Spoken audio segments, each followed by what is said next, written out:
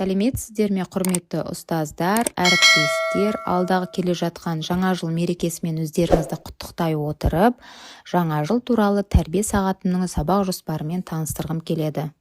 Іс-шара мынандай бөліктерден тұрады. Біріншісі жұмбақ қалпақ, екіншісі сандар станциясы, үшіншісі жүргек пойыз, төртіншісі әуенді орындық, бесіншісі шар мен волейбол, алтыншысы түрлі түсті кемпір қосақ.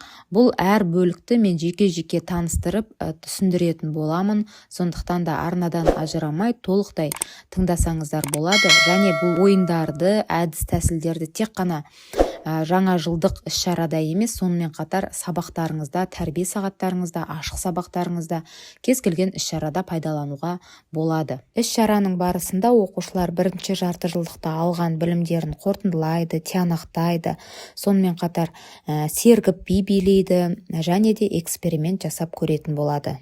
Іс-шара барысында өзіңіз сиқыршы ретінде киініп алсаңыз да балаларға өте қызық болады. Балалардың барлығын шыршаның айналасына жинап, назарларын шыршаға аударасыз. Балалар, қараңдаршы, шыршада қандай жұмбақ қалпақтар ілініп тұр. Кәнекей өзімізге ұнаған біреуін таңдап алайықшы деп балалар кез келген біреуін таңдап алады. Бұл жұмбақ қалпақ әдісінің негізгі мақсаты оқушыларды екі топқа бөлу. Яғни мына берілген суреттің артында 1-2 деген цифра тұрады. Сол цифра бойынша балалар екі топқа бөлінеді. Екі топқа бөлініп алған балаларға қолдарына сол топтарының түстеріне байланысты маркер бересіз. Бірінші топ мысалға көк түс, екінші топқа қызыл түс, және де соған байланысты екі түрлі лента қажет болады. Сол лента бойынша балалар бірінің артынан бірі қатар бойынша ұстап жүреді. Және екі топ берілген сандар станциясын толықтай аралап шығуы қажет. Бірінші топ 1 деген цифрадан бастайды, екінші топ 10 деген цифрадан бастайды. Цифраның ішінде жазылған өрнектің мәнін таба отырып, келесі станцияға баруы қажет. Мысалы, бірінші станциядан бастайтын оқушылар тобы 4 қосу 2 өрнегінің мәнін табады, яғни 6, яғни олардың келесі баратын станциясы ол 6.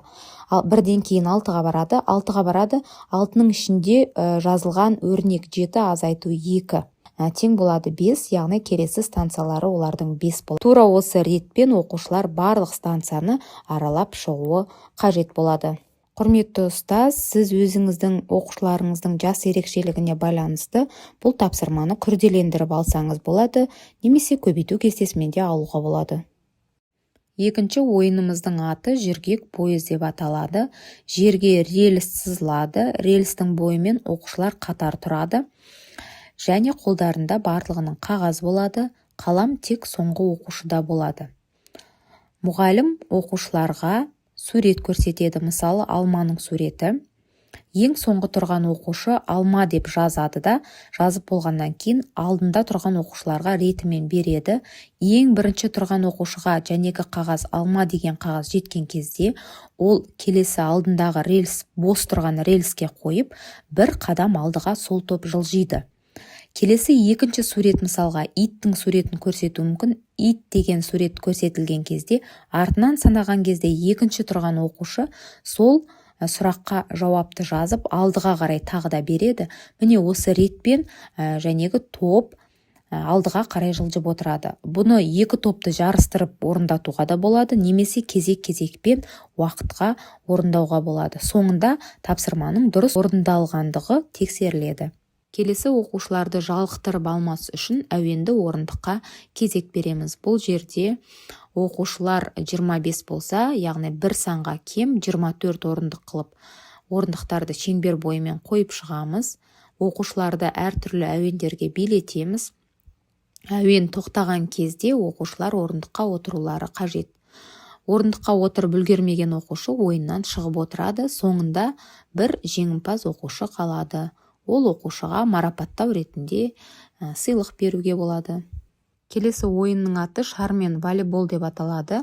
Волейбол ойынның шартына байланысты бұл жерде шарды жерге түсіріп алмай, тек қана қолды пайдалана отырып, мәреге жеткізу қажет. Бұл жерде ең қызықтысы оқушыларға 2 шар беріледі бір топқа. Сол шарды барлығы бірге отырып, жарып алмай, жерге құлатып алмай, мәреге жеткізуі қажет болады. Келесі біздің Ең қызық жұмысымыз түрлі түсті кемпірқосақ эксперименті. Бізге қажетті заттар: 4 стақан қажет болады, қант, бояу және шприц қажет. Ең бірінші берілген стақандарды нөмірлеп аламыз. 1, 2, 3, 4. Нөмірлеген саны бойынша ас қасықты алып, қант саламыз. 1 деген стақанға 1 ас қасық, 2 деген стақанға 2 ас қасық, 3 деген стақанға 3 ас қасық, 4 деген стақанға 4 ас қасық қант саламыз. Қанттың үстінен түрлі түсті бояуларды құямыз. Мысалға, бірінші стақанымызға қызыл, екіншісіне көк, үшіншісіне жасыл, төртіншісіне сары. Және үстінен әр қайсысына 4 ас қасықтан су құямыз. Суымыз жылы болған дұрыс, себебі қантымыз жылы суда жақсы ериді.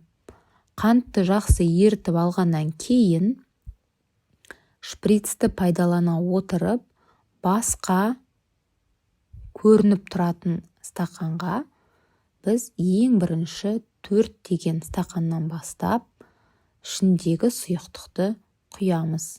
Сұйықтықты бірінің үстінен бірін құйған кезде бізде түрлі түсті кемпірқосақ пайда болады. Эксперимент өте қызық балаларға, жаңа жыл болғандықтан сиқырлы деп айтуға да болады. Келесі суреттен міне нәтижесін көруге болады.